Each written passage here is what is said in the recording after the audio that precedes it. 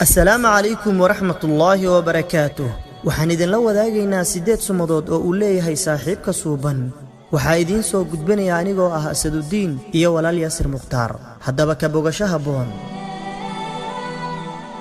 qodobka koobaad saaxiibka wanaagsan waa kan markasta qeyrka ku xasuusinaya kuuna sheegaya.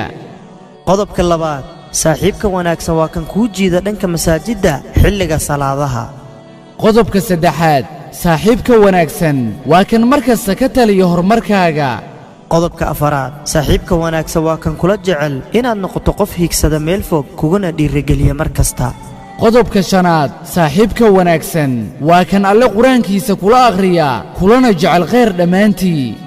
qodobka lixaad saaxiibka wanaagsan waa kan mar kasta kaaga sheekeeyo digriga alle iyo wanaaggiisaba. qodobka toddobaad saaxiibka wanaagsan waa kan markaad qaldan tahay ku qabta kuna yiraahda sidani waa qalad ee ka joog balse aanan kugu raacin wax kastoo qalada. qodobka siddeedaad saaxiibka wanaagsan waa midka kaaga diga xumaan dhammaanteed xaal kastood ku sugan tahay. haddaba walaalkayow ama walaashayay ku dadaal sumadahan si aad adigu ugu sifaysnaato. intaa kadib ayaad heli adigana ruux ku sifaysan wanaagga samee si aad adiguna u hesho kuwa asxaab u ah wanaagga. saaxiibkaaga aad jeceshahayna la wadaag si uu isaga dhex daawado qodobadan una ogaado heerka uu joogo.